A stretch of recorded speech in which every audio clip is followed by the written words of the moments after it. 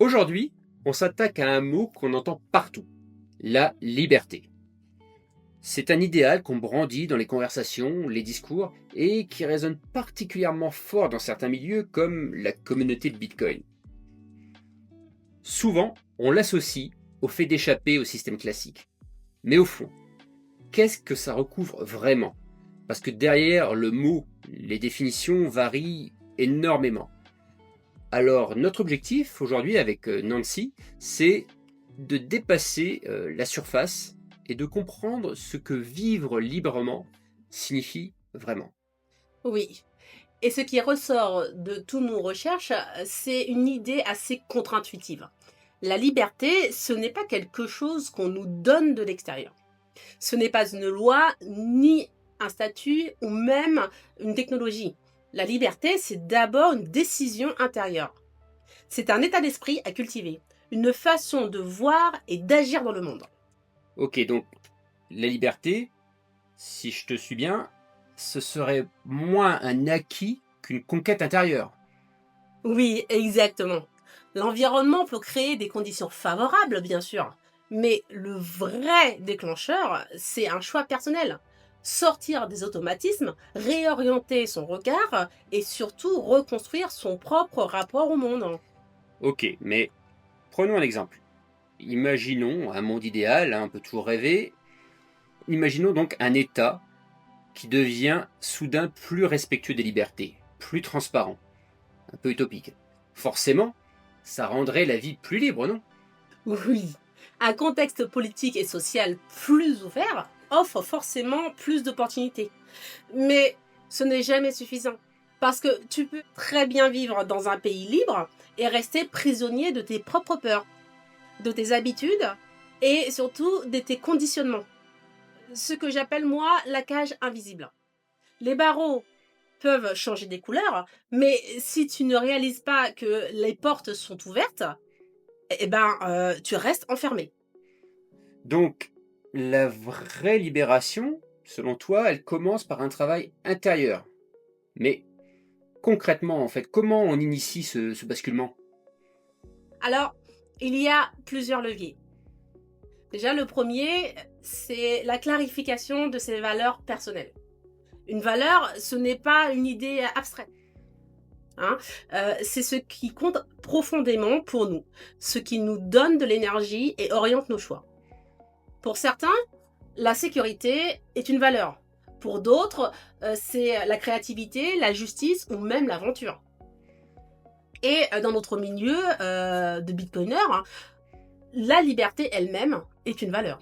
Mais comment, en fait, le fait d'identifier ces valeurs, ça peut réellement changer quelque chose en termes de perception de la liberté?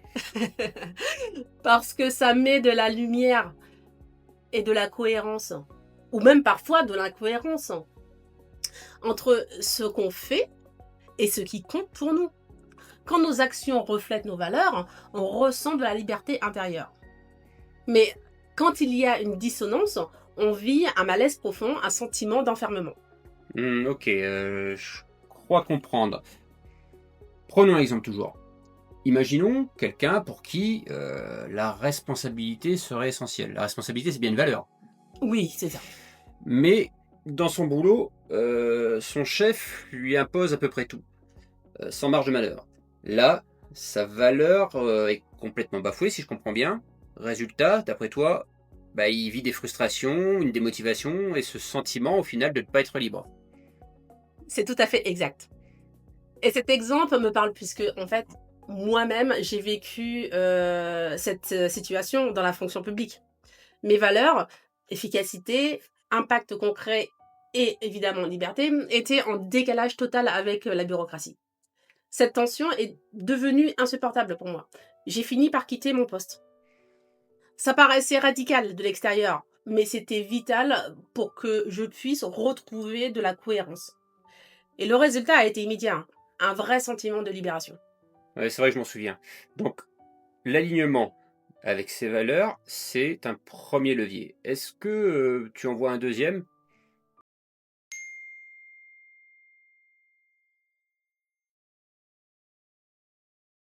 Oui, il y en a un deuxième, hein. Le deuxième, ce sont les croyances. Plus précisément, les croyances limitantes. Les croyances limitantes. Oui, ce sont des petites phrases intérieures, des injonctions qu'on se répète à soi-même. Par exemple, je ne suis pas assez bon. C'est trop tard pour changer de carrière. Ou même, une croyance que j'avais, c'était l'argent, c'est sale. Ces injonctions, en fait, elles fonctionnent comme des murs invisibles. Elles restreignent complètement notre champ d'action. Souvent, sans même qu'on puisse s'en rendre compte. Je dois avouer que ça me parle, ouais. Par exemple, j'ai grandi avec une croyance, très forte, celle, dans la planification centrale. En fait, j'ai un parcours d'ingénieur en environnement, le pur produit, d'un système scolaire français hyper centralisé et en fait, j'étais persuadé qu'avec un bon plan d'action, on pouvait régler, la plupart des problèmes. Sauf que sur le terrain, bah, les beaux schémas théoriques, ça se fracasse à la réalité. Par exemple, je travaillais pour améliorer, la qualité de l'eau et tout le système nous poussait à mettre en place, des plans, des schémas, des programmes d'action. Et pourtant, au final, sur le terrain, bah, je constatais au quotidien que ça fonctionnait pas. En face de ces belles intentions, il y avait des tendances de fond, qui étaient réelles. Prenons un exemple, je travaillais en milieu rural avec les agriculteurs, qui avaient un impact sur la qualité de l'eau. En fait, ces agriculteurs, bah, ils étaient de moins en moins nombreux, avant tout pour des raisons démographiques. Donc la conséquence, c'est que l'agriculture s'intensifiait et au final, ces plans hors sol qu'on tentait de mettre en place, bah, ils se révélaient inefficaces face à cette tendance de fond, d'intensification de l'agriculture. Et tu as dû déconstruire, en fait, cette croyance pour avancer. Ouais, et ça m'a pris pas mal de temps, des lectures, des échanges et c'est là, j'avoue, qu'en fait, la découverte de Bitcoin, de façon un peu surprenante, a joué un rôle clé. Ça m'a donné un autre cadre complètement différent, en fait, basé sur la décentralisation, sur de la responsabilité individuelle et de l'action locale. Et au final, bah, j'ai compris que la solution ne viendrait pas d'un grand plan venu d'en haut, mais d'une multitude d'initiatives venues du terrain. D'accord, OK, je comprends mieux. Ton parcours illustre, parfaitement le lien entre valeurs et croyances. En fait, les valeurs, c'est ta boussole. Les croyances, ce sont les murs. Quand tu alignes tes actions avec tes valeurs et que tu abats les croyances limitantes, tu retrouves en fait une cohérence profonde. C'est là que naît le vrai sentiment de liberté. Alors, si on devait conclure, la liberté, ce n'est pas juste un cadre extérieur, c'est une construction intérieure qui nous est propre. Et ça passe par 2 chantiers: clarifier ses valeurs et transformer ses croyances. Et pour prolonger la réflexion, on peut proposer un petit exercice simple si tu veux. Notez 3 valeurs essentielles pour vous aujourd'hui. Puis, identifiez une croyance qui vous bloque. Par la suite, demandez-vous, est-ce qu'elle est encore vraie? Est-ce qu'elle me sert encore? Ce simple questionnement peut déjà ouvrir une brèche vers plus de liberté intérieure.